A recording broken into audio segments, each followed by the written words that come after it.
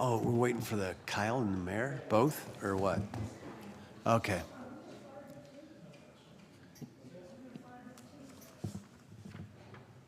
I don't know what happened to Tina.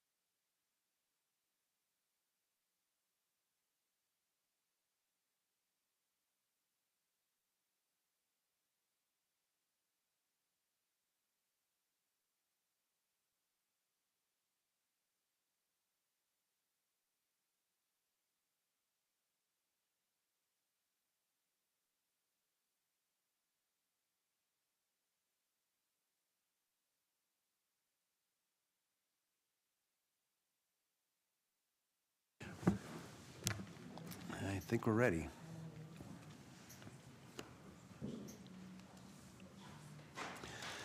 Okay, we'll begin the 2025 capital budget review.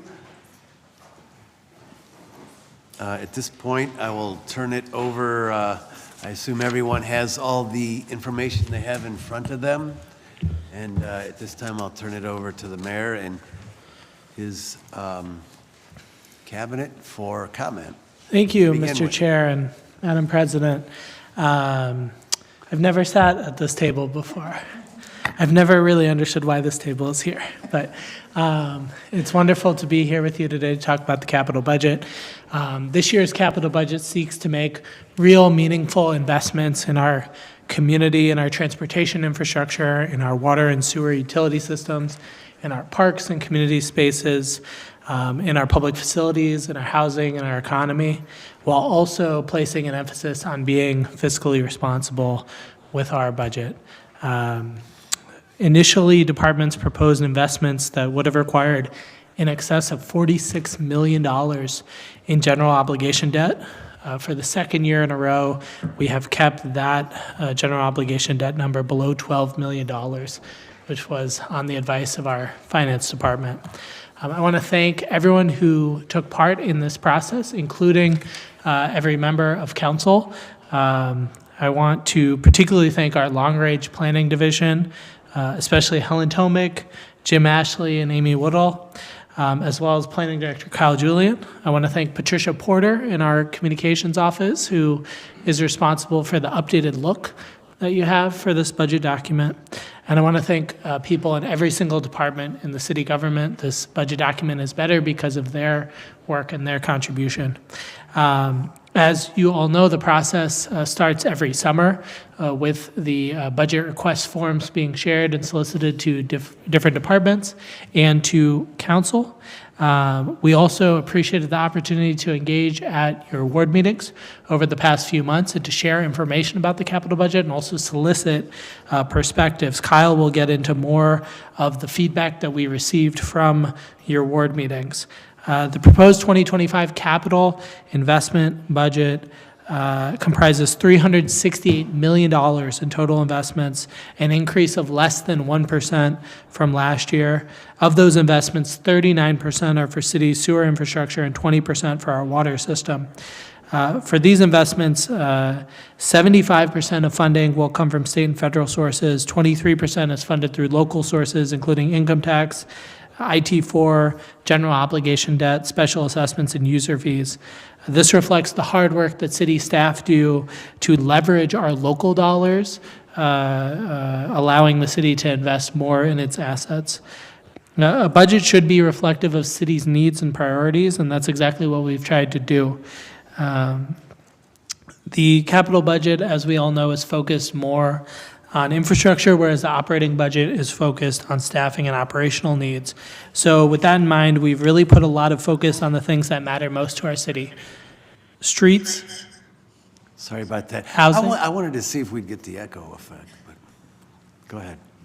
The things that we put focus on are streets, housing, removing blight, investments in transportation, as I mentioned before. We also have included our investment in the polymer industry cluster, which helps leverage the almost $100 million in federal, state, local, and private funding for the future of our economy, as well as other economic development investments. I did want to mention just finally that we've provided a couple appendices. Appendix A shows capital budget spending by category from 1993 to the present, broken down by category. Appendix B shows the IT4 specific expenditures for police, fire, and roads. In addition, throughout the document, you can see the difference between the 2% income tax listed as IT and the 0.25% IT4 listed as IT4. And finally, in this year's budget, we have separated out water and sewer, which have historically been part of the same section, to reflect that they are two separate utility systems funded through separate fees. And also looking back through that 20-plus year appendix document also shows that while we often lump them together, much of the investment has been made in sewer as part of the consent decree, while water has not seen as similar investment and obviously has significant needs as well. So we just wanted to separate those out for our discussion. So I'm proud to bring you this budget for consideration. I look forward to the robust conversation and discussion over the next few weeks, and look forward to the discussion today. So with that, I'll turn it over to Planning Director Kyle Julian. Thank you, Mayor and members of Council, President Somerville. I would like to echo the mayor's thanks for everyone from my team, finance, communications, and beyond, who had a hand in bringing this budget to you. And this year, we were proud to do a lot of engagement and unique engagement long before bringing this budget to council. We were able to work with each of our council members to do presentations in your wards, talk to your constituents about what this process looks like, and let them participate in an exercise to put them in the driver's seat and to get help them have an understanding of the budgeting process as it relates to the capital budget. Attendees at these meetings were asked to identify priorities across 5 categories: parks and recreation, transportation, public facilities, housing and community service, and public safety. And so the input from these meetings has been gathered to help ensure that the budget reflects the public's priorities as much as possible. We did see a few key themes emerge from that engagement process. The first thing that jumped for us was that housing and community services, which encompasses activities such as affordable housing, services for the homeless and those at risk of homelessness, demolition, that emerged as a clear priority across 6 wards. This category received 34% of the total number of priority indicators, stickers, at these meetings. As a result of this feedback, we are increasing the demolition budget to include Goodrich Middle School, blighted structure in East Akron, Ward 5, for which we did not receive state demolition funding. Residents from Ward 7 and 10 place more emphasis on public safety than the other wards, although they still emphasize the need for spending around housing and community services. Investments in transportation infrastructure received steady support across all the wards with 24% of the stickers, as did Parks and Recreation at 16%. And so this budget is directing $9.6 million to support housing and community services, which reflects anticipated allocation of program funding through the federal government's Department of Housing and Urban Development. It also allocates $13.4 million to Parks and Recreation, including supporting the Akron Parks Challenge, and investing in our community centers. And you see a detailed graph in the budget and in the document, as well as on the screen now, which goes into all the numbers from those engagement opportunities. So we're proud of that engagement process. We're proud of the opportunity to bring the residents into the process and to illustrate how it works for them. And we're grateful to all the council members for enabling us to engage with the residents in that way. We're really very appreciative of that, and thank you for considering the proposed budget. And so at this time, I'm going to turn it over to Service Director Chris Luddle, who is going to discuss the transportation portion of the budget, which begins on page 10.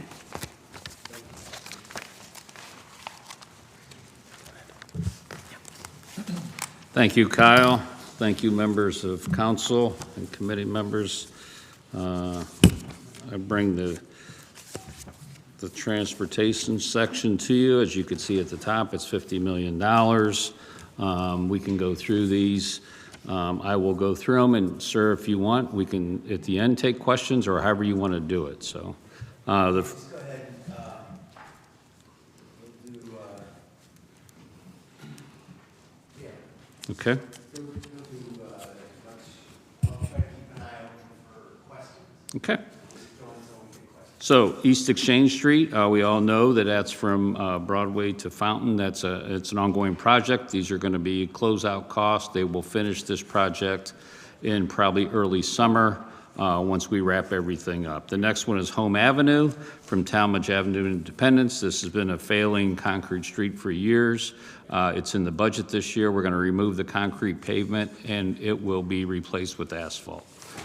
Next one is North Main Street, Complete Streets. This project started out, at a $40-some million project. We did not receive the funding. It has been scaled back a little bit, and this is all about safety in that corridor. This is a 2-year project. You could see all those funding sources that we did receive money for from safety, CMAQ, WSR, that's water, but the OPWC, $1.1 million is a grant, obviously.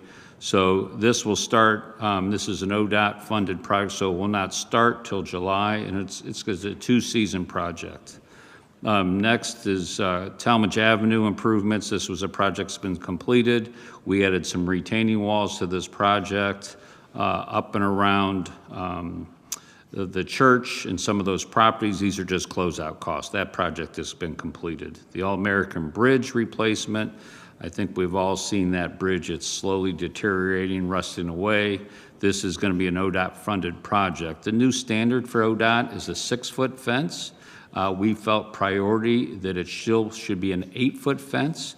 So they are going to replace the fence. We're going to do an 8-foot, but we had to pay the difference. That's why you see the $288,000. We thought it was very important to keep it at 8-foot instead of 6-foot.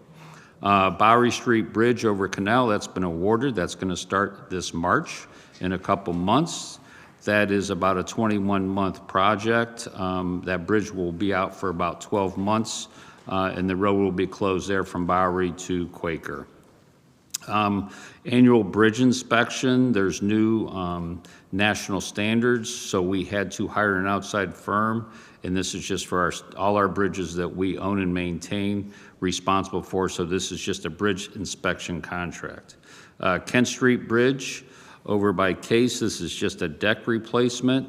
We did receive about $500,000 in bridge funds to do some rehabilitation on some of the supports, and it'll be a brand new bridge deck. South Main Street Bridge over CSX. This year it'll be design only, and we obviously are chasing funding to do this project from ODOT and state bridge fund revenues. So that's design only. University Avenue over by the school, and this is a major preventive maintenance project. So there again, it's going to be rehabbing the deck overlay. We're working closely with Metro Parks. Since the trail is going through there, they're actually going to manage this project, but we will have our employees on site to do the inspection. There again, there's bridge funding was $750,000. Next is residential streets. Bellowwood Drive is a failing concrete street off of Lafayette. This was a petition process that the residents have gone through for quite a few years. We'll remove that concrete street and replace it with asphalt. That will start later this spring. Speed reduction projects. We did our first permanent speed table on Maple by the fire station. We're still evaluating that.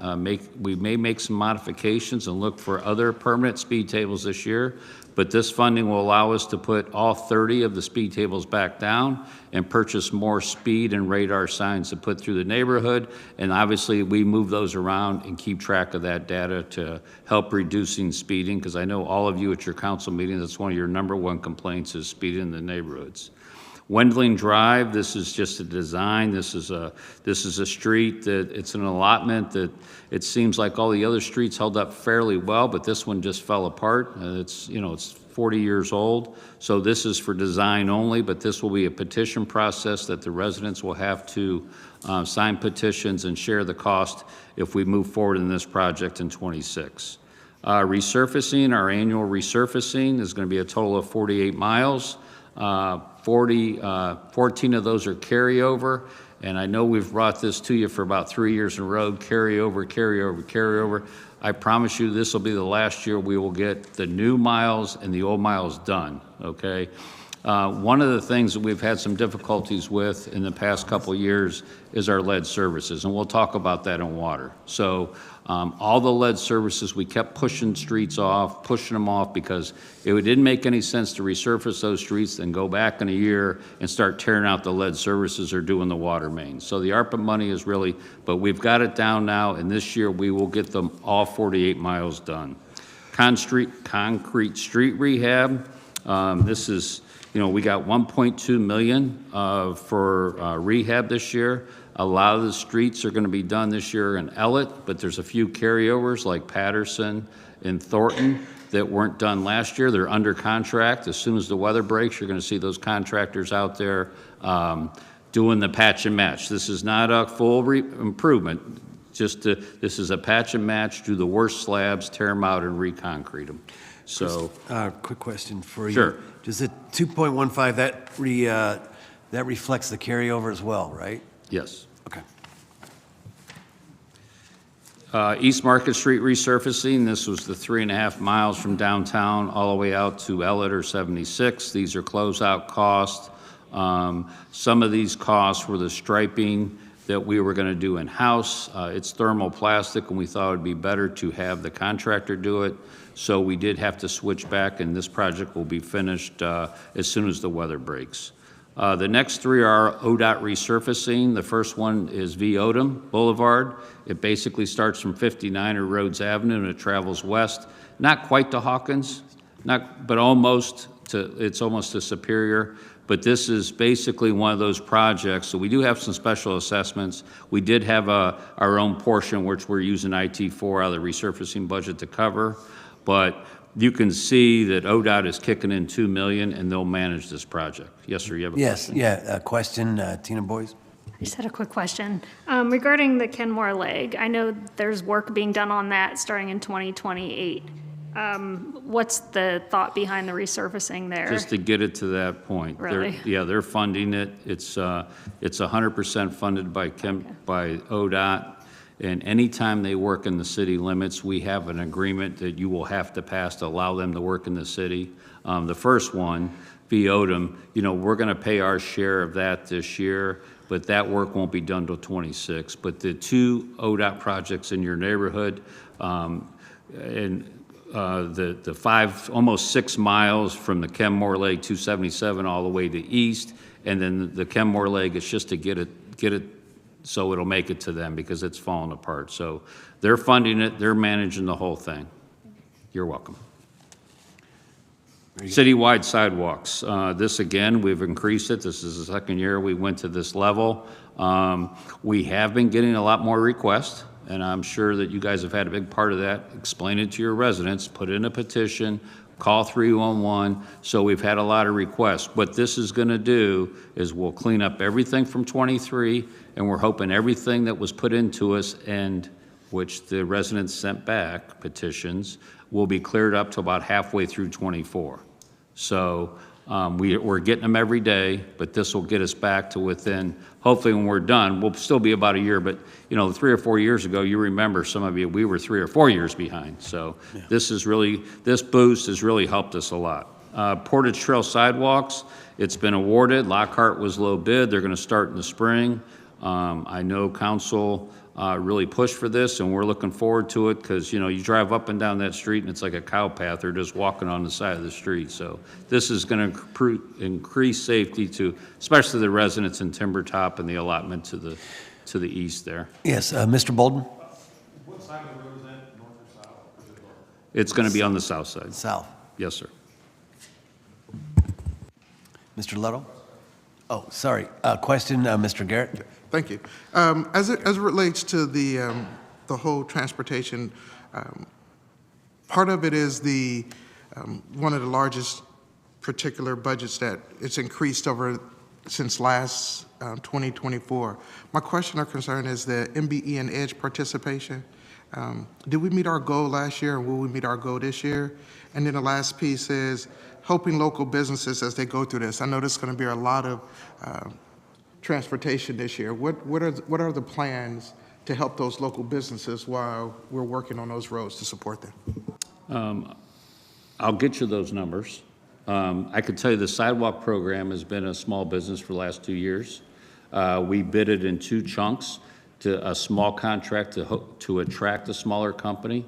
But actually that small business or that minority business bid on both, and they were awarded both last year. Supreme Concrete. So, but I'll get you the numbers on the rest. Now the ODOT stuff, that's managed by them, and they have participation numbers that have to be met or the contractor would not be paid, but they're a lot smaller than ours. But I will get you the numbers. I just don't have them in front of me. You're welcome. Very good. Thank you. Safe Streets for All. This is a planning study. We're looking at Copley, Maple, Diagonal in that area. Also Archwood, Wilbeth, Kelly. Those areas, those districts right there, we're looking to increase safety for our traveling pedestrians with this project. What's the other? 796? Actually, this budget there's been an amendment. You got it? I was actually noted that myself. We will get back to you on that one. Thank you. Thank you. And that's all I have, if you have questions. Further questions? Okay, Mr. Hannah, then Mr. Lombardo. This side. Mr. Hannah. Thank you, Mr. Chair. You did not mention East Akron area. You just skipped over that. What page, Is sir? that a part, 13? Straight seats for all improvements. That includes Archwood, Wilbur, and Kelly. Is that Yeah. correct? Yes, sir. Okay, Yep, thank you. you're welcome. Okay, very good. Mr. Lombardo? Thank you, Mr. Luddle. The concrete pavement rehabilitation program, I just have a question between that and the, where's the, shoot. Home Avenue, Well, yes, Home Avenue is going to be a full replacement. they're gonna tear it all out. Right. Yep. I lost my spot for the patch and match. I lost my spot. The concrete rehab. Yeah, so this Oh, year, that's the same thing. the contractor's gonna finish Patterson, Thornton, and Brown. They did finish Inman, Cole, and Allendale, but in 2025, they'll be doing Shelburne, Highgrove, Baker, Income, Springfield Center, and Bernie. Yeah. I guess my question is, Home Avenue, I'm glad it's being dug out and replaced with concrete, that's good. But I'm sure some of this concrete patch and match, if there was a square with a hole in the middle, it's easy. But it just seems like on some of these concrete streets, and I can only speak for what's around Ward 2, the damage is so bad, it's like, to me, it'd be easier to dig out the whole square and, but yet, there's many squares on that street, so, I think that's I what you're get- seeing on Home Avenue. We looked at it for patch and match, and it's too far gone. We Right. can't do it. Another one you're gonna see next year is South Main, from Cedar to Barges. Mm-hmm. It's so far gone, we won't be able to patch and match that. okay, so. It's gonna have so to be a full improvement. Obviously, there is, They use what they feel that they can get useful life, and sometimes it's patch and match, and sometimes it's full improvement. The problem with full improvement, the cost. There's only so much money to go around, so we're slowly getting it. For years, we didn't invest at all, and that's what we're seeing now. right. And I guess this is just an opinion thing that, a concrete street would last longer. It might be more expensive, but it lasts longer versus, all right, let's dig it out, replace with asphalt, but yet the repair might be, sooner. And It's so ongoing maintenance, you're it's right. just I mean, if you ongoing. look at Roaming Road, we had big money and grants to do that when Amazon come in. Yeah. That was $11 million Yeah, and for one street. yeah. And I guess, I know Howe Avenue is more or less a Coggle Falls thing, but like, when they do replace concrete with asphalt, knowing that it's a traveled street with many trucks or something, do they make the asphalt like a lot deeper? Yes, it'll be totally built out, and there'll be 3 levels.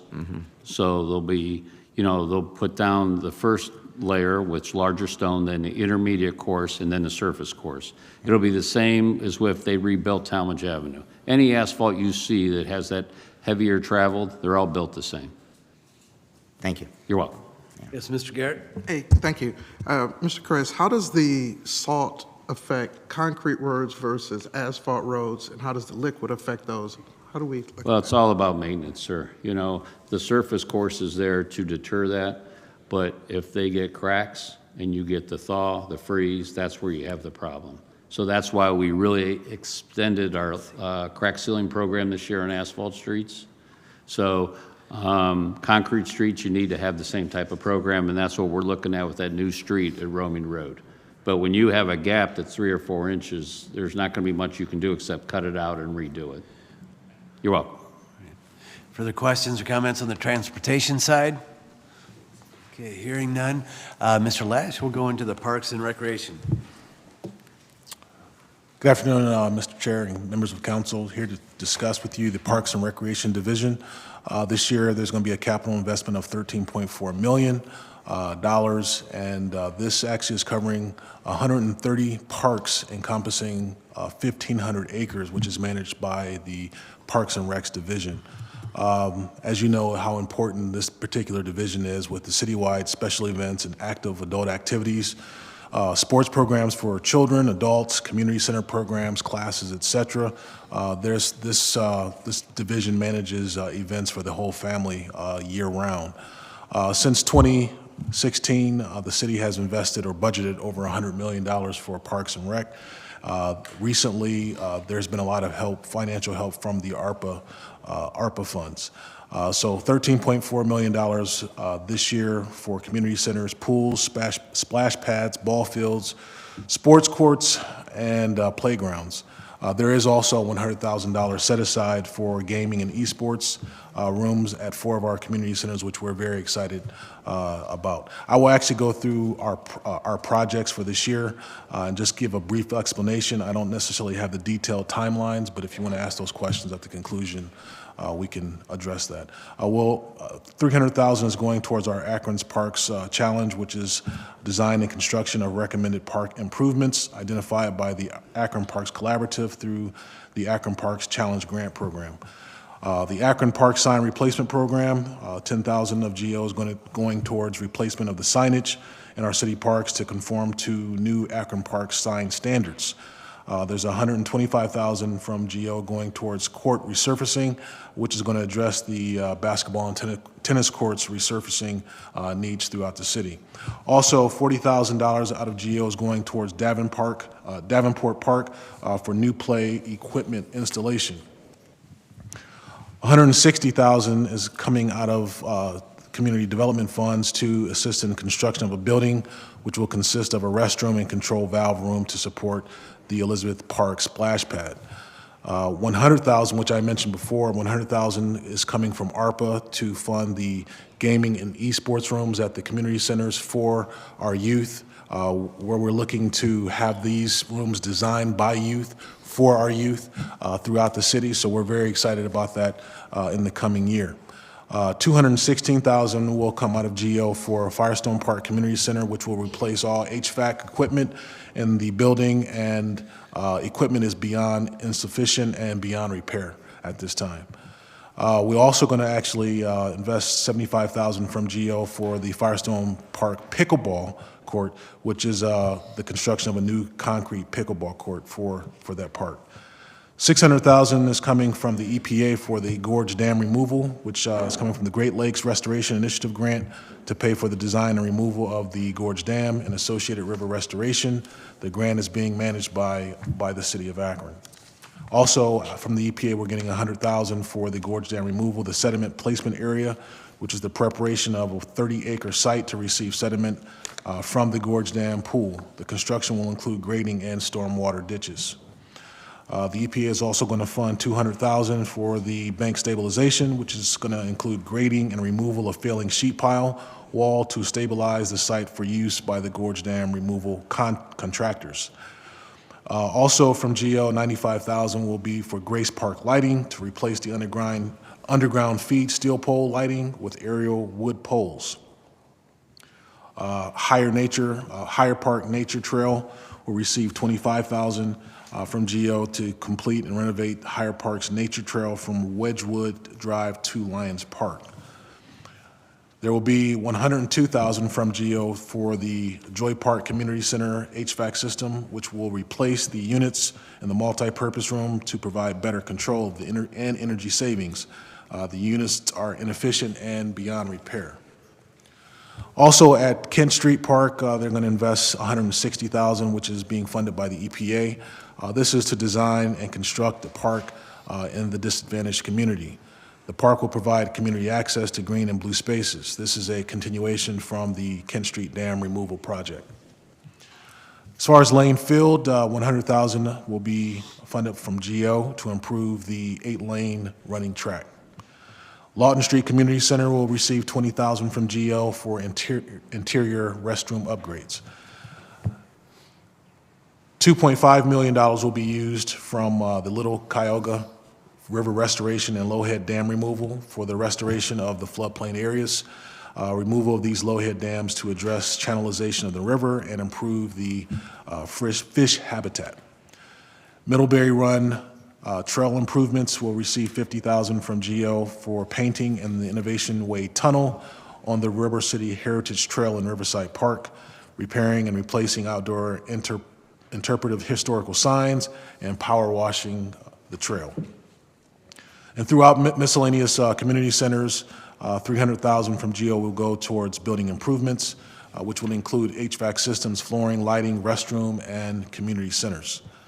Also, $260,000 will go towards small capital improvements at various parks, including playground upgrades, park furnishings, electric and lighting, and fencing.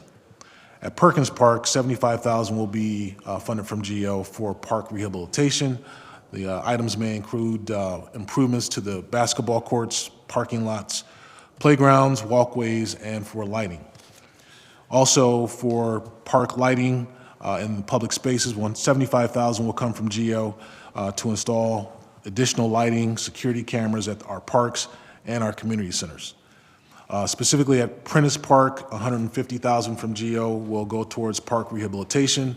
The improvements will go towards courts, parking lot, playground, walkways, and the lighting. Excuse me, sir. Yes. Do you have a question? President Somerville? Yes. Thank you, Mr. Chair. With the lane field track improvements, have we been out to assess, is that going to be enough to address the situation there? Do we know? I don't know the answer to that, but So we're currently getting quotes to totally rehab it. Our plan is to forego it this year, and what we're going to do in this budget, as soon as football's done, we're going to use our own in-house workers or employees to tear it out and to rebuild the base, and then have the contractor come in and do the new surface. Okay, thank you. You're welcome. thanks. Okay. As far as reservoir pool rehabilitation, that's currently going on right now. $3.3 million has been taken from ARPA to fund it's a carryover project, and it's reconstructing the pool and the bathhouse. So we're looking forward to that. Also at reservoir, there is a carryover as well. It's going to include a community center building expansion. Moving forward, as far as the Rubber City Heritage Trail, this is in Phase 2. Phase 2 is a multi-recreational trail that will utilize a 6-mile rail corridor formerly used by the rubber companies. It will go from Exchange Street in Arlington, the intersection, and end at Exchange Street and Huntington Avenue intersection. So there's going to be a combination of funds going towards that project. Also in Phase 3, the same thing will happen, and $50,000 will come from GO. Very good. The questions from anyone at this point on the park side? Mr. Hanna, and then Sharon Connor, and then go ahead. Thank you, Mr. Chair. I just have a question. How will you secure the restrooms down in Elizabeth Park after hours? You're going to build a new restroom there, right? Yes. So how will you secure that restroom after hours, after the splash pads close down and everything in that area? I'm sure our internal team actually will have a plan. I don't actually have the details today, but I would be more than happy to provide that for you, unless Chris wants to add anything. One thing that we've piloted with Ohio and Erie Canal when they renovated the restroom in Park East is there a mechanism that it's timed that you could put on and you could program it so it'll be open, during daylight hours, and then you can adjust it for the time change. So in the winter, maybe it'll be open from 8 a.m. to 6 p.m. But in the summertime, it could be programmed to be open from 7 a.m. to 9 p.m., that type of thing. We're going to have to frequently, obviously, service them, clean them, and so that's one of the options that we could look at. Okay, thank you for that. So in the future, we might be able to get a restroom at Morgan Park, huh? We can get back to you. Okay. That's not being addressed in this budget, but yeah. In the future is in 26, right? The future, yes. Very good. Sharon Connor? 2 questions. What are the 4 community centers getting the esports rooms?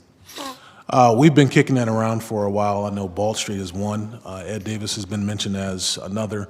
We're still internally discussing as to which 4 are going to be identified as the permanent residents for that program, but that should be developed. We're We had the conversation going, and then it kind of died off, but now it's being resurfaced, and we're actually planning on rolling that out this year.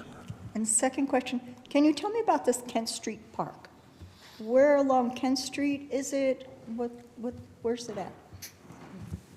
So in conjunction with the bridge rehab, we're going to start there, and there's going to be a rehab project from the bridge all the way to Market. So the bridge, or not the bridge, the park that's there now, Least Not Forget, that'll be incorporated in that. And also with the Lowhead Dam that we're going to remove at Kent Street, part of the, I think that was on page 16, that'll all be incorporated. So it's going to be a passive park, but it's going to be that whole corridor. We're going to clean it all up, remove that, leave the one parking lot for parking, but it's going to be one continuous park from, like I said, from East Market all the way down to Kent Street. Great, thank you. You're welcome. Eric Garrett? Thank you. One of the things I noticed, like last year, we had like $45 million, and this year is $13 million. What was the significant cut there? Why so much there? I would ask that that be addressed by Helen. Previous budgets included Davis, the reconstruction of the Davis Community Center utilizing ARPA funds, also Patterson Park Community Center utilizing ARPA funds. Those were the two big ticket items. Mr. Chair, could I also, Yes. I did not include, the last item was Waters Park for park improvements, $25,000 from GEO is going to include amphitheater repairs as well. That was the last item. Thank you. Any questions, any further questions? Okay, hearing none, we will now move into what's known as public facilities. Is that, who's gonna do that piece? I think I'm going to take that one, sir. All right, Mr. Lutto, Okay. good luck. Hug facilities. The first four are all out at the airport. The number one, the fuel farm, and number three, the taxiway. Those are both design only this year. Obviously, all these projects are heavily funded by FAA, but if we don't do the design, we're not going to be able to get the funding. The second one is snow removal equipment. As you could see, it's $60,000 at GO, and it's a $600,000 project, 90-10. We have not received the funding yet, but this is all bearing that we received the funding, that we will move forward with that project. And the last one, we did receive the funding. I think we brought this to council to you, I don't know, 3-4 months ago. It passed, so this project will be moving forward this year. And it's just a new wind cone that shows wind direction for the flights and the pilots that are coming in. BF Goodrich, the demo is completed. These are just closeout costs. It's funded by the Ohio Department of Development. Canal Park Stadium improvements. The biggest ticket item here, it says restrooms, but it's not. The bigger portion of this funding is the whole wear slab that'll have to be waterproof. We're still getting water through the wear slab and the concourse level down underneath. So we are rehabbing the bathrooms. We demoed them this fall with our own employees, and then they're being contracted new paint, new lights, new partitions. But after the season, we're gonna go through and waterproof that whole wear slab. Cascade parking deck elevators, we're renovating the green and the orange. We're real excited about that, and I'm sure you're going to hear more about that whole plaza in the economic development, but these are under contract. The contractor's currently working, and we expect both these green and orange to be wrapped up this year with the contract. Central Services lift. These are our lifts at East Market Street, 850 East Market. Most of those are not working. There's only currently 3 of the 9 that are working, so this will let us replace all 9 of those lifts to work on our equipment for our mechanics. City Center deck entrance.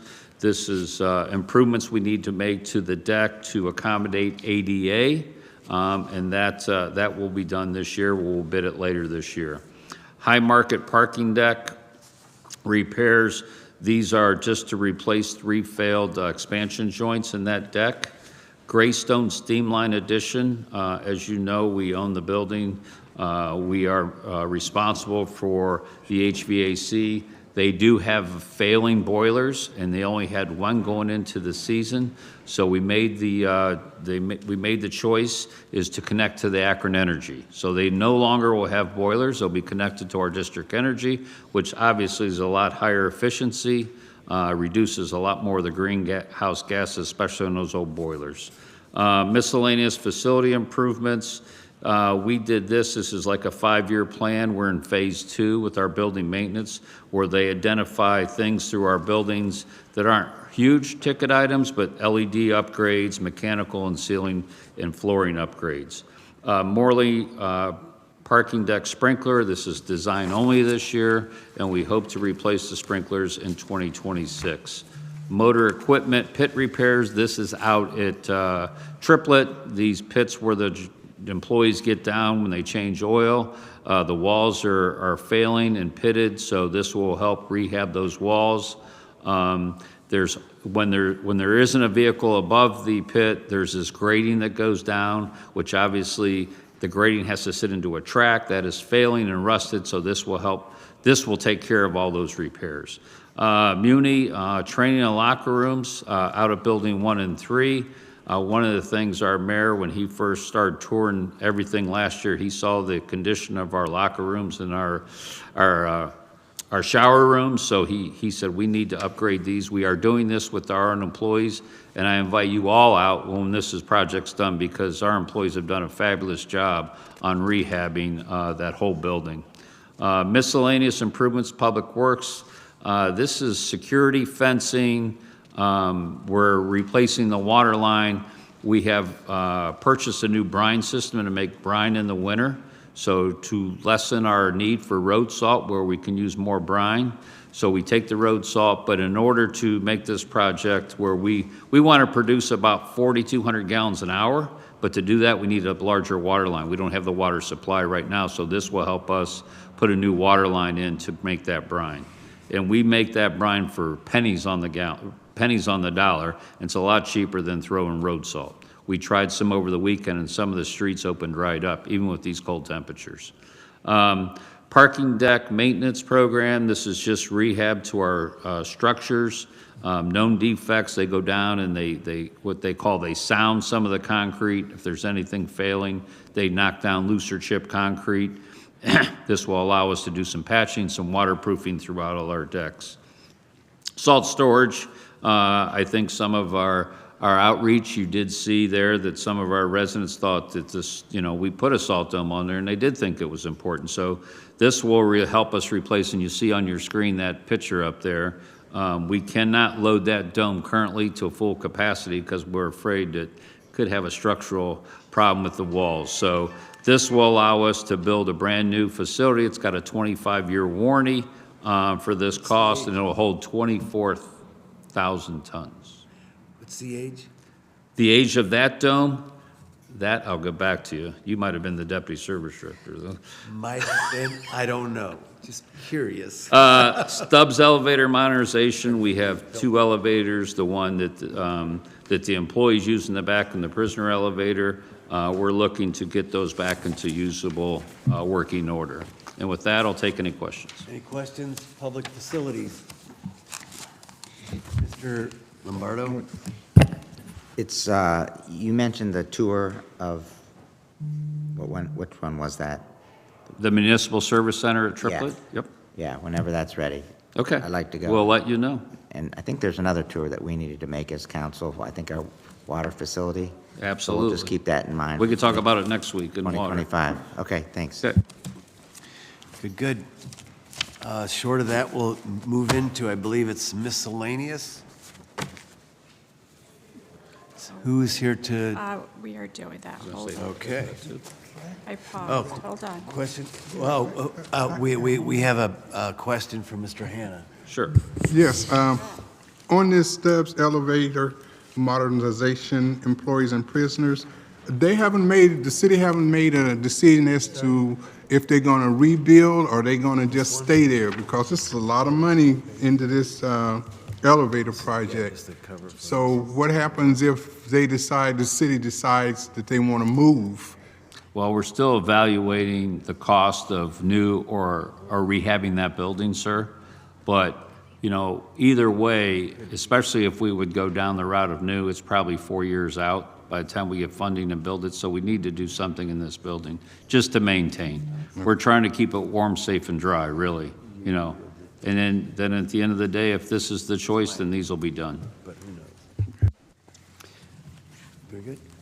Further questions or comments? Very good. Miscellaneous, So miscellaneous will be covered by myself and Mr. Julia, and we will tag team on that section. The miscellaneous section of the budget is basically a catch-all of everything else that doesn't fit in the other categories. It primarily focuses on repayment, debt, police and fire needs, traffic needs, as well as street trees. The first item on the miscellaneous section is debt service. We're budgeting approximately $39 billion, and this is to pay for previously funded capital budgets in previous years. We're also looking at funding the Derby Downs security camera project. This will install security cameras at Derby Downs, the site of the International Soapbox Derby. Equipment replacement is an ongoing commitment to police, fire, and public works, where we replace vehicles on an annual basis. Police is looking at replacing approximately 10 vehicles, fire about 4, and public works will be looking at installing equipment at the snowplows. I think I missed downtown beautification. It's $20,000 annual commitment to beautify downtown, primarily focusing on South Main Street and High Street. The fire CAD system. CAD is the computer-aided dispatch system, otherwise known as 911. $164,000 is fire share of that system. We also are looking at the funding for the combined communication center that is located in Talmadge. This is fire share at $185,000. And the final line item here is $100,000 for fire EMS miscellaneous safety equipment replacement. This could be, oh, yes. Sure. Okay. Excuse me, could you turn on your microphone? yes. Thank you. Sorry, I thought I did. It's just that, honestly. The Combined Communication Center, expense of 185. I thought we were completed with that. I'm just curious what that's going to be for. That is to pay for the utilization of the new system that is the countywide system in I'm Talmadge. aware of, Yes. where it's located, I and don't what the whole know mission is, or, Our I'm just annual curious more than commitment, anything. What year this Yeah. is. This is year It's like a lease payment or something? correct. It pays for utilities, it pays for communication services and those Okay. type of activities and technology. Just miscellaneous expenses, obviously. Okay, that's good. I'm good. Thank you. So this is fire share, then police share will be covered in a little bit. And the police side. Okay, thank you. And so the. Excuse me, sorry to interrupt again. Councilwoman Davis has her hand raised. Thank you. It's very hard to see. Sorry about that, Jan Davis. That's okay. Just curious, why is this under miscellaneous and not under public safety? Just curious. We do not have a public safety section in the capital budget. Okay. That makes sense then. Okay. Thanks. Thank you. Okay, cool. Thanks. So, and I will try to slow down. The Okay. fire EMS miscellaneous section includes miscellaneous equipment purchases for fire trucks EMS operations. That could include extractors for the fire gear, extraction tools, thermal imagers, power saws, and automated external defibrillators. So basically, any type of equipment that the fire department needs. This is an annual commitment to those services, and this year it's funded at $100,000. Okay, how about the turnout gear? Is that part of this, or is that in a different section? Next page. Okay, good, thanks. Right? Yes. Yes, Okay. I have a question. yes. Oh, Mr. Lombardo, right? That's me. So, I understand, like, this, the $100,000 here. I thought there was another piece of equipment, I can't think of it right now, that the fire department was looking at getting. Where's our chief? What were the, I can't, I'm sorry. The, Yeah, those the cardiac monitors Yeah, that you're that's referring to. it. Those are going to be in the operating budget. Those will be in the EMS budget in operating. All right, thank you. Thanks. Very good. Good question. Okay. Mr. Julian? So turning the page and continuing with fire, we have miscellaneous improvements to fire facilities, including upgrades and repairs to kitchens, HVAC systems, generators, et cetera, at $250,000. We have refurbishment of fire vehicles to continue their useful life at $100,000. Fire management software, hardware, and renewals at $205,000 paid for out of IT4, which is the critical software systems that fire relies upon. And then here's the turnout gear replacement that was mentioned a moment ago at $150,000, which allows for replacement of the fire protective clothing for our firefighters. Okay, just a quick question. Are we on, I assume that there's a useful life. Is this for all of it or part of it? Are we caught up? Are we behind? Just curious. We are caught up. Okay, The first year that IT4 came into effect, we bought a second set for each firefighter. right. Useful life is 10 years. Okay. So this is the annual replacement of those that have aged out. Okay, very good. So we have a replacement program. Exactly. Okay, very good. Okay, thank you. $2 million is budgeted for the debt service on our new fire facilities, paid for out of IT4, investments in the police academy facility and training at $731,000. The mass notification system costs $31,995,000. That's the reverse 911 program. The mobile communication center is at $330,000 IT4. We have the police body-worn camera contract at $390,000. The police share of the what's the C stand for again? Computer-aided dispatch. I'm sorry, I'm a rookie at this. $305,000 there. And then the police share of the expenses related to the combined communication center that we talked about just a moment ago at $344,000. Improvements to the Dan Street Training Bureau facility at $250,000 as well. So a moment ago, we talked about the fire gear replacement. We also have police gear replacement at $87,000. This is annual replacement of technical body armor for SWAT, safety equipment, and other investigating tools. The police management software and hardware renewals, this is an annual contract to look at maintaining any police-related software payments, systems for computers, server equipment, and security upgrades at about $664,000. Okay, I do have a question. I believe it's on page 22. This is around the mobile communication center.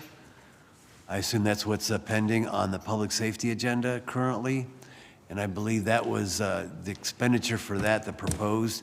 And we wanted to wait for this moment in terms of reviewing the budget and future moments to discuss this. But it says 330K, and I believe we were there. The ask within the legislation was higher than that. It was like twice that much. Correct. It's about 660. We are looking to pay that into two cycles, 2025 and 2026. Okay, makes So sense. the remainder will be covered next year. Next year. Okay, very good. Thank you for that question. Answer, I should say. All right. I got a question. Somebody's got a question. Sam, is that you? Yes. I'm just wondering, I'm not familiar with all of the funding sources acronyms, but what is the ASC acronym for the funding source? That is a new funding source that is the Akron Service Center. Service Center. Akron Safety Safety Center. I Center. apologize, Akron Safety Center. So that is future funding, maintaining the current Stubbs building, and then potentially if we go with a new police station, That would be under the Akron Safety Center, which is primarily, Oh, that's, they're calling it Dan Street. is that IT4? Yes, Mr. Wheeler? Yes, so this is a fund that was set up along with Issue 4, and there were Issue 4 funds that were transferred into there in order to do renovations on the Stubbs building, throughout various capital budgets over the past 5 or 6 years. So, for example, some of the improvements that we did on the Morley parking deck in order for the officers to park their cars there were done with that fund. And we've done various other improvements with the Stubbs building. So it's essentially Issue 4 money, but money was transferred to there to kind of set up a separate fund for those improvements. Thank you. Are you okay, Mr. DeShazer? Thank you. Thank you. Good question. I am. I just was unfamiliar with that acronym. I understand. Thank you. Thank you. Okay, I'm sorry about that. Back That's to okay. page 23, correct? That's correct. So the Police Stubbs Justice Center, ongoing improvements at the Stubbs building, also including a hydronic riser replacement system, but that's more replacing piping for heating and cooling systems. Those are failing, so we need to make sure that that building is heated into winter and cooled in the summer. The Police Taser Replacement Equipment Program, this is an annual agreement to make sure that all of our officers have tasers, and those are replaced on a basis when they aged out of their useful life. That is funded with IT $4 at $291,000. Okay. We also received a grant from the feds for $400,000. This will allow us to implement railroad quiet zones. This is a feature for railroad crossing to establish much of Akron as a quiet zone, which prohibits the railroads from blowing their horns. This has been, I think, on our radar for a couple of years. Yes, it has. Very good. Thank you. Next in line item is the school flashing lighting remote access system. This is about $30,000 to update the flasher light controls to better utilize them throughout the year, especially on cold weather days when the kids are not in school. We can then program those flashers that they are not operating on snow days. Nice. The Street Signal Support Replacement Program is an annual program looking to replace signalization throughout the city on an as-needed basis. The final line item is Traffic Miscellaneous. We've talked about vehicle replacement programs for police, fire, and service. This is a vehicle replacement program for our traffic division. Very good. Excuse me. Any questions? I don't think so. More on next page. Okay, yep. Was there? Did I miss somebody? No. Nope, we're good? Okay. So just a handful more under miscellaneous. The first three on this page here related to our tree canopy and managing our tree canopy. We have $750,000 committed to planting trees, and this is related to our Akron Waterways Renewed program. And also to $400,000 to removal of dead, diseased, or dying trees throughout the city.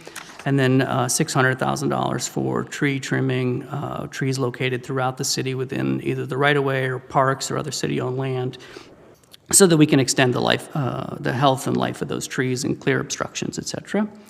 And then the last item under miscellaneous is $50,000 for pre-development studies related to the Young's Restaurant site, which we're evaluating that to see if we can position that for useful redevelopment. Very good, thank you. Has that building been knocked down? Yeah. It's a vacant lot, yeah. Yeah. Yeah. And that concludes miscellaneous. Good. Any further questions or comments on that piece, the miscellaneous? With that, I believe we're going to be going into housing. Correct. Okay. Housing and Community Services. I'm sorry? Housing and Community Services. Oh, yes. So these funds are primarily funneled to the city through Department of Housing and Urban Development.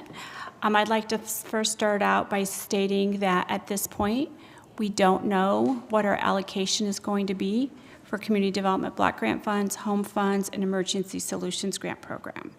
So what we've proposed here are just estimates based primarily, we won't know more until Congress passes the appropriations bill.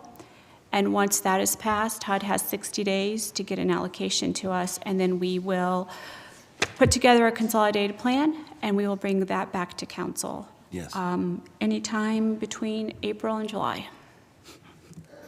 The first line item under this category. The other thing primarily what we're looking at is, at least with the home program, we're hoping to develop about 160 affordable housing units, also renovating 101 existing affordable housing units. Those are all rentals.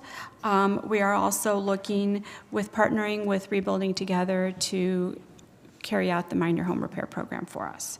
The first line item on the screen is acquisition, relocation, and clearance.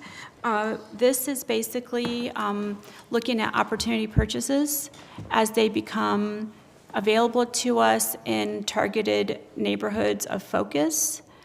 So we don't have anything specific lined up, but if, for example, we're looking to do some work in a particular neighborhood and we feel we need to acquire some units that are for sale or they're under tax foreclosures, we can work with the county to acquire those properties, demolish them if needed, and then use them for future redevelopment. Very good. So on to page 26, we see AMHA environmental reviews at $60,000, where the city staff performs environmental reviews related to properties that AMHA is either looking to acquire or looking to build on.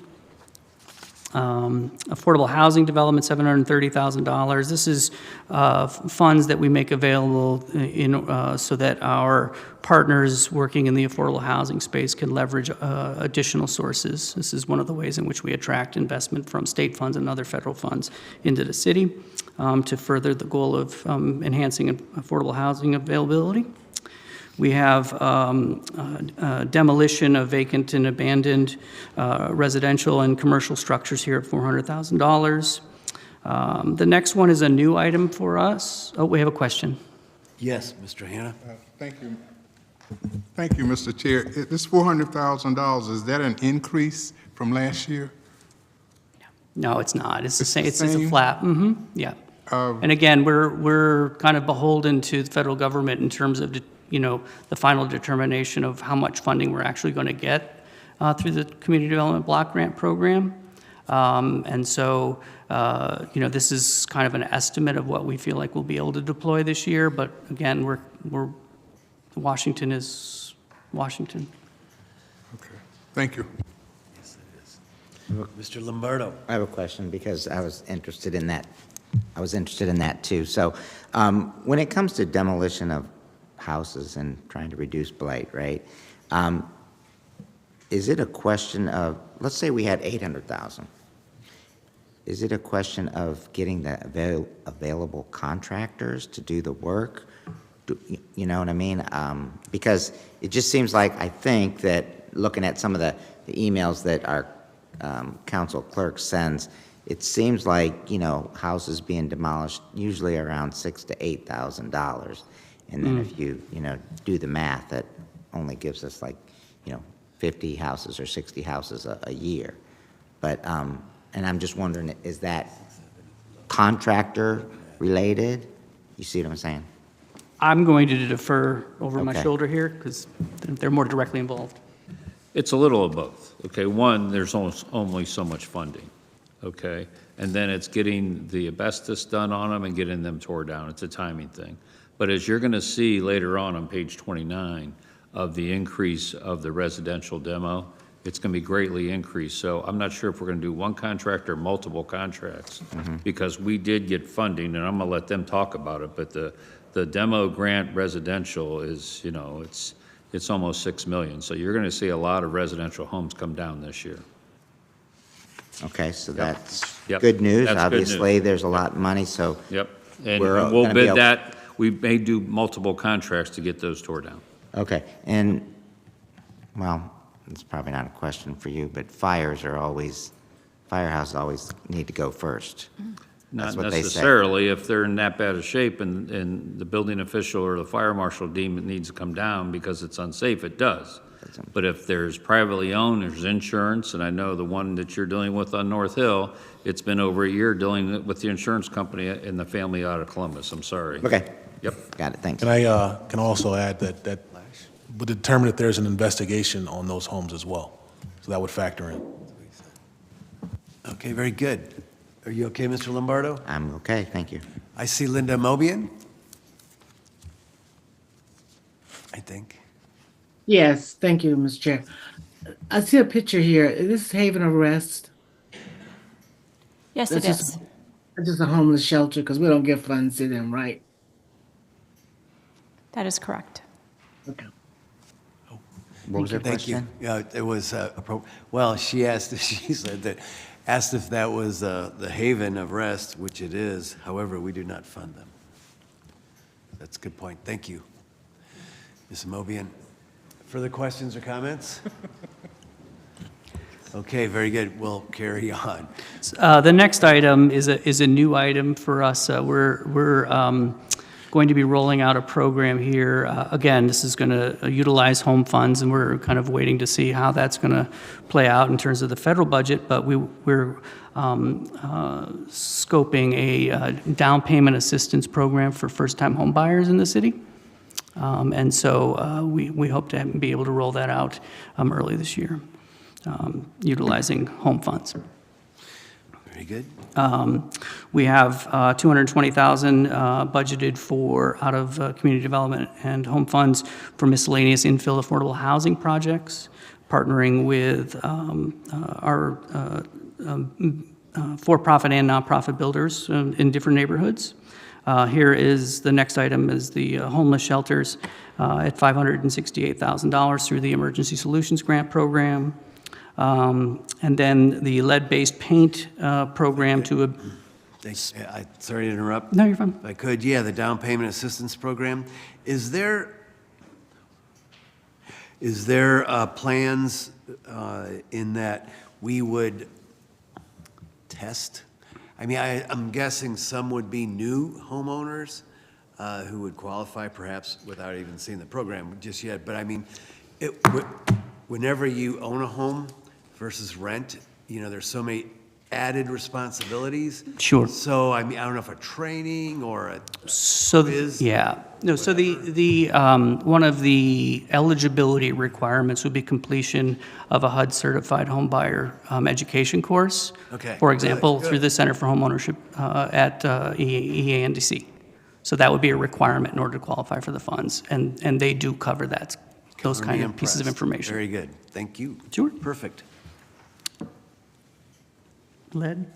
The lead-based paint remediation program, where we have funds that allow us to remove lead in homes, particularly where there are children present. And so there was a major HUD grant that was secured this year, and we're very excited about that for that $2.4 million. The minor home repair program is the next item, and Helen Tomick alluded to that earlier with the Rebuilding Together contract, annual contract. We have $200,000 for miscellaneous improvements to public space where we feel there's a need to add or supplement other project funds. We're going to be working to attract investment and development to some of the many vacant lots that the city has control of in the Summit Lake neighborhood in conjunction with the Summit Lake Neighborhood Plan. And we would like to support 10 of those units being opportunities for affordable home ownership through the Home Investment Partnership Program. Excuse me, Councilwoman Amobian has her hand raised. Thank you. I apologize. The screen is really small here, so I apologize. But Linda Mobian, please, by all means. No problem. Let me know when you get to the home repair 2.0. I don't want to miss that. I just want to find out what we're doing there.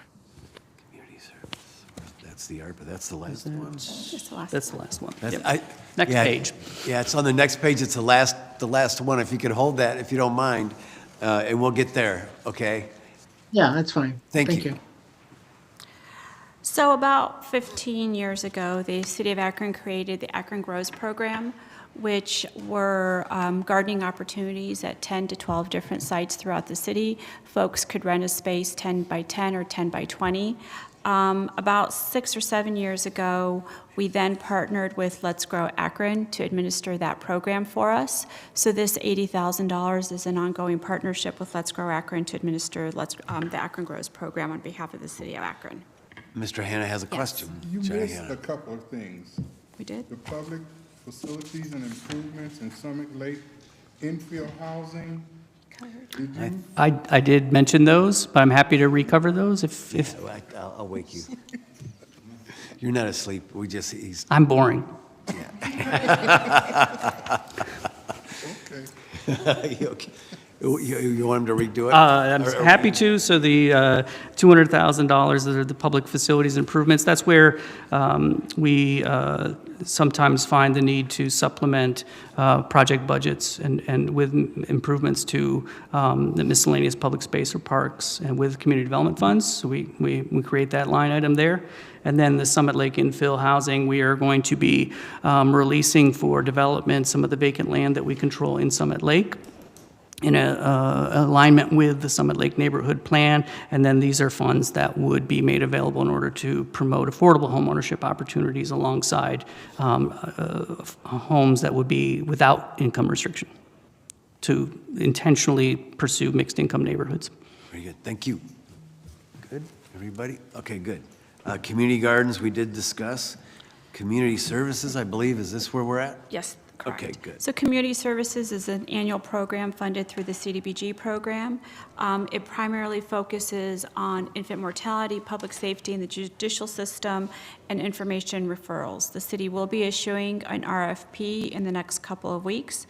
Once those applications are received, reviewed, that will come back to City Council for presentation and approval. Fair housing, per HUD requirements, we are required to partner with a fair housing entity to help us carry out fair housing work. We have been contracting with the Fair Housing Contract Service to provide those services to the City of Akron and our residents. And that is a contract for about $80,000. Is that what it was last year? I believe so, yes. A Financial Empowerment Center is an ongoing partnership with the United Way at $180,000 to provide budgeting and saving sessions to our residents throughout the city. And I believe that's what it was last year as well. Very good, thank you. Solar for All is a new program. The City of Akron was a part of a multi-city coalition that was awarded federal EPA grants for Solar for All funding.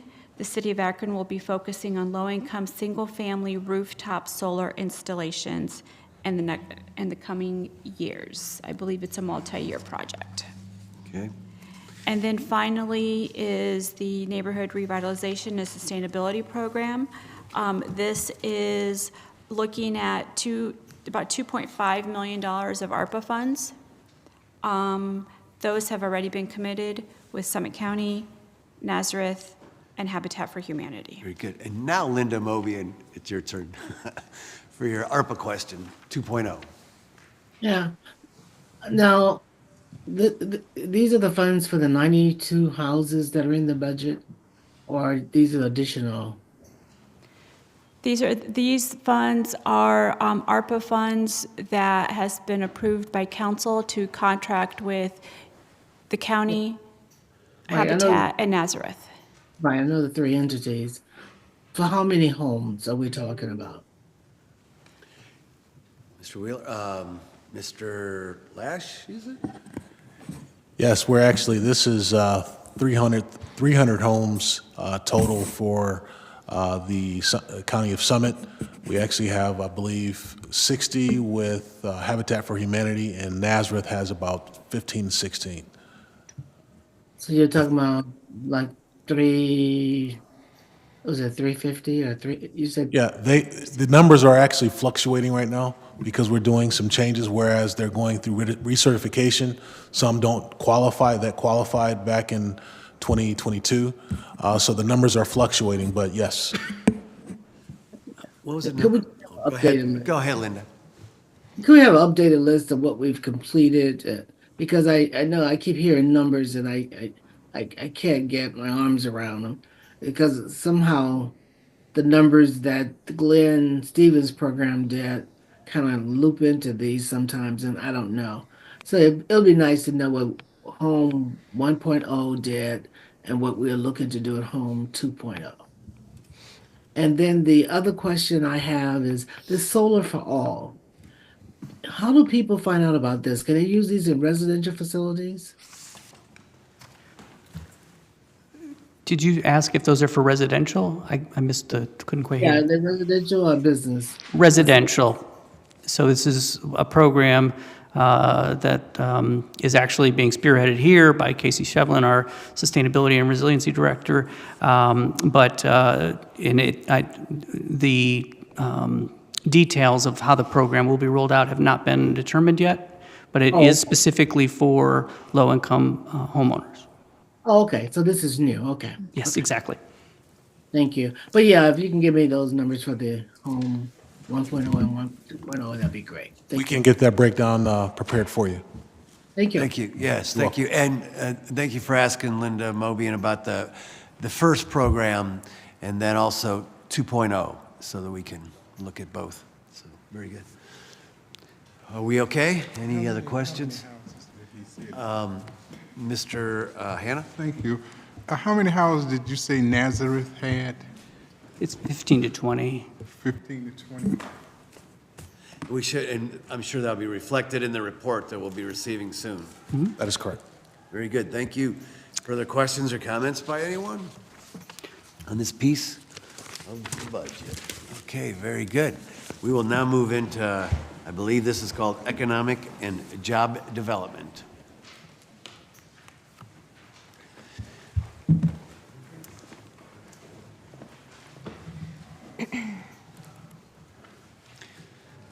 I thank everybody for their patience. It's been a kind of a longer day here. We went into overtime.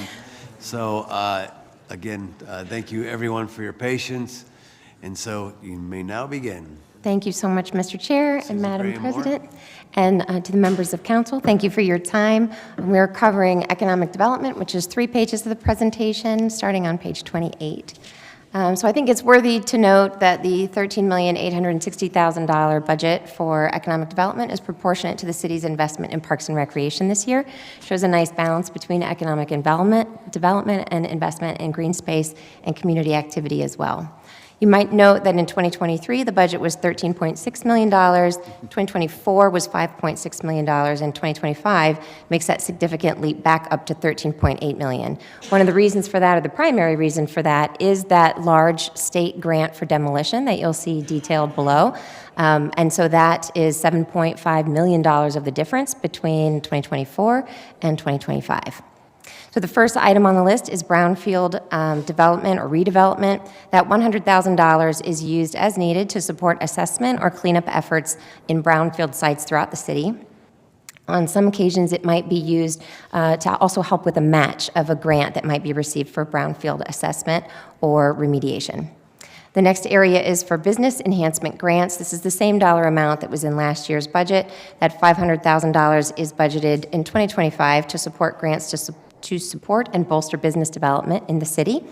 Some noteworthy examples from 2024 would include Akron Polymer Products to secure $8 million of annual payroll and 200 jobs in the city, an investment in the Nightlight's second screen to help them be completely financially sustainable and independent, and also the electric company's acquisition and redevelopment of 15 South Broad Street, or investing in storefront spaces in 159 South Main. This demolition item is the one that I think will also help bring a little bit more understanding to some of the questions that you were asking.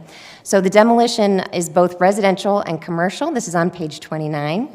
Those projects budgeted represent the large increase in economic development compared to last year's capital budget. They were notably a priority in the summary provided from community engagement and ward meetings as well.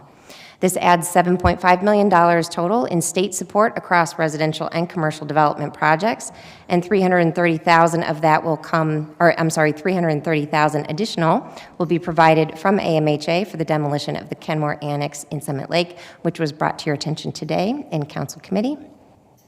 And then there's a $3 million match from general operating and $500,000 from JED in compliance with state funding. So the state funding that we receive requires a match to come in from the city, and that's where those matching dollars are coming from.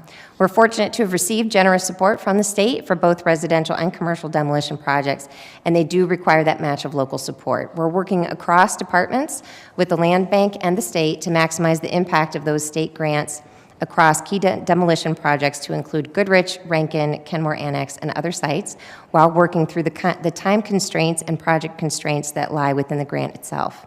Each project will come before council as we understand the actual cost, the feasibility, and timeline that's associated with each project. So you may see some variance from those original estimates.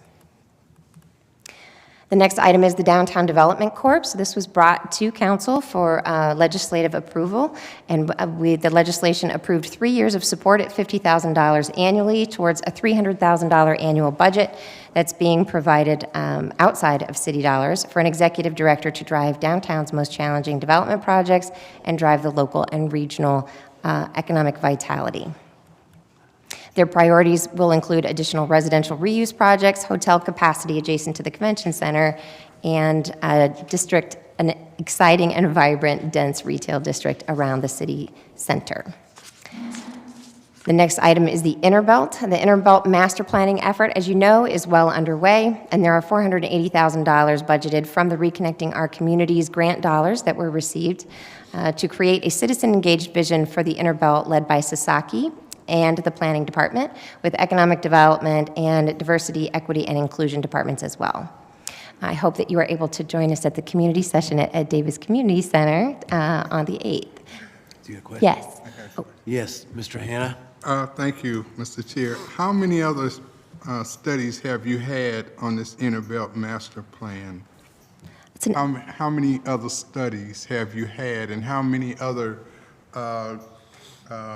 community meetings have you had? I can recall one at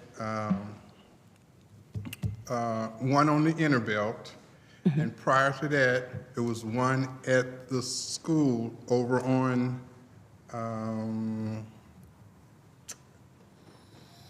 it slips my mind. What's the grade school? The grade school on, I still call it Wooster Avenue. Oh, at Helen Arnold. Helen Arnold. Okay. There was 2 meetings that you had and community gatherings, and I don't think anything came out of those 2 meetings. So you want 480, wait a minute, let me see. Mm-hmm.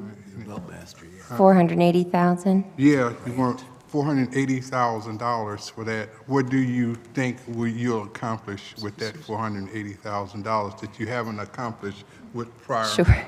It's a very good question. And so I will defer to the planning director as he is running it. However, community engagement is one facet of the work, but the planning team that has been hired is doing a transportation study and numerous studies as part of this work. The community engagement will continue and actually pick up. You're going to see more of that over the next few months. But as far as studies of the Innerbelt prior to this one, there have also been numerous sort of studies. There's been charrette studies on the Innerbelt. There's been a lot of discussion about the Innerbelt. This is to help us get to a community shared vision of how we want to move forward with it, with a feasibility structure that's part of that, as well as recommendations for finding grant funding to make it actually happen. Yes, Mr. Julian. I would also point out that the funds here are federal funds that we applied for. So this is not city money. For the most part, we do have a small match that is local here for the work done for the Innerbelt. But this was a competitive grant, a very competitive grant that we applied for in the planning department, actually before I was the planning director, but I'm taking all the credit, and that we were able to successfully secure those funds for the plan. We have an amazing team that's doing the work, and they're coming to town, and they'll be here tomorrow and Wednesday and Thursday. And, but what separates this, this latest round of study from planning efforts that happened in previous iterations is that, first of all, we're building on the work that was done by Liz Ogbu in Studio O in 2021, 22, and that resulted in the release of the report that she produced and her firm produced that's focused on a framework of healing and repair, and so sets the stage for value creation in that space, specifically in ways that direct value and opportunity towards the communities that were harmed the most by the siting and placement of that freeway. And so equity is the ground on which we're working there. So that's very important, and it's very different. And so and the goal of this particular contract is to produce a master planning framework that will guide investment and development in that space, and is specifically going to be thinking in the long-term framework of perhaps decades of work. Good. Okay, very good. Okay. Okay. And then moving on, we have Community Development Corporation support. So this $500,000 line item provides funding for CDCs through an application and award process conducted through the Planning Department on an annual basis to help, again, support our neighborhoods and their development through our neighborhood community development corporations. The polymer cluster has a line item there. Again, this was brought to council earlier this year to help leverage nearly $100 million in state and federal funds to accelerate growth in the polymer industry. And that's a multi-year commitment totaling $750,000, and $150,000 is in the budget for 2025. The University of Akron's project for the Polsky building, so this is a significant renovation project that is in the planning process in the Polsky building, and the city had committed $1 million in funding over a 4-year period. So this keeps this on the radar. It was in last year's budget as well, but was not released. So that is why it is in the budget again. And then turning to page 30, finally, this moves us to Great Streets. Having finalized all commitments made for this program prior in 2024, so before 2024, there were numerous commitments that were made from the Great Streets program that were not able to be implemented because there was insufficient budget. So now we are caught up, and we look forward to refreshing this project and this program in 2025 with a $400,000 budget supporting facade repairs and business growth in Great Street corridors to focus investments in infrastructure and business growth where they have the best chance of maximizing their returns, where we have density, walkability, and greater foot traffic. Yes, question from President Somerville. Yes. Thank you so much. I just want to go back to the Interbelt Master Plan, and I know I did bring this up to Mayor Malik with the hopes that as we are reimagining, what the Interbelt will look like, that we are seriously looking for grants and opportunities to help bring minority businesses back to the neighborhood. When the highway came through, a lot of businesses had to move and close, and so hoping that we are being intentional about that. There's no question that that needs to be one of the primary objectives of what we do, is to create opportunity for Black entrepreneurs, Black families, recognizing that those in light of the fact that those opportunities were taken away in previous generation. Very good. Further questions? Looks like we're okay. Go ahead. Okay. That's it? Okay, Great Streets. Thank you. Yeah, you had mentioned before that there's commitments that were made and weren't, and we will be caught up. Yes. So prior to 2024 beginning, there were just a numerous sort of like the starts of conversations made with various Great Street grants, and we needed to make sure that we made good on the promises that we had made. Okay. And so 2024 was directed in that way, and we're looking forward to taking a look at 2025 on how we want to disperse those funds. Good. So that was primarily in 22, 23, whenever a lot 22, of 23, yes. And now we're getting caught up on that? We are caught up. Some examples of some of the Great Streets work include the facade repairs at 826 Copley, which has actually served 2 different businesses, the business that was there when the repairs were done, and now that's One Love Caribbean Kitchen. pedestrian lighting in Goodyear Heights neighborhood, 911 Market Street facade in Middlebury, new doors and awnings at NLV on Canton Road, and some programming support for neighborhood cleanups, as well as we are looking forward to 2025, an investment in camera programs as well. Very good. No, I'm just happy because I know many of us here on council received phone calls in terms of those commitments that were made. And so it's good news that we're now caught up. Yes. Great news, actually. And kudos to those that saw us to that end. So any further questions or comments from anyone? Overall, because that's the wind up. Okay, Tina Boys, and then Bruce Fulton. Thank you. Oh, you're fine. Just to clarify, so if there was a facade grant that was approved, but a contract wasn't in place, is that considered not caught up currently? So a facade grant was approved, Yeah. but no contract was assigned to it. If you will let me know what it is so I can follow up on it and make sure that we make good. If there was an agreement that was signed, we want to make sure that that was followed through with. Well, I'm not sure I guess that's my point. There wasn't a contract yet. You probably remember, it's been years, but there's a particular building that was approved for a facade grant that didn't move forward because they were told there wasn't money to pay it out. So I don't believe it's a contract yet. Thank you. So when I said we were caught up, if you would, let us catch up with you and we'll follow up, make sure that we want to make sure we make good on promises that were made. Absolutely. Thank you. Thank you, Bruce Bolden. Not being vaguely familiar with Great Streets, how do we get businesses involved in this or streets involved in it? Or do we need to take that offline? It might take a while. Additional streets involved or businesses or both? Both, either way. Maybe it's a lengthier discussion rather than Sure. 20-second. So 22nd. So the program itself is designed to help drive additional investment to where we have density in our neighborhood, so basically our neighborhood business districts. Businesses that launch in those areas have a higher chance of surviving. You see the businesses that you go to and new businesses because they are close to other businesses, and we oftentimes find that those businesses are able to network with one another. That also helps increase their chances of survival over time. And so that's where the sort of the mentality of investing in Great Streets has come from. The streets that have been identified are the current streets that we are looking at in 2025. While $400,000 looks like a significant amount of money, it does go very quickly. And so we want to be thoughtful about where we're putting those investments. If you think about the peanut butter analogy, if we tried to spread it throughout the city, it might not have the same impact as if we focus it in specific business districts. Okay. So that has been the mentality behind the approach. Okay. I'll check back with you to see what, if anything, has been done in Ward 8. So. Super. Thank you. Very good. Thank you. Further questions or comments? Very good. We'll be entertaining the utility portion, I believe, next week. Water and service next week. Yeah. Same time, same place. Utility portion, which is always exciting for everyone. So, however, though, there is some requests that we had made. I'm sure that we'll be getting information throughout the week. Just ask that the myself and committee members and council members get those questions answered.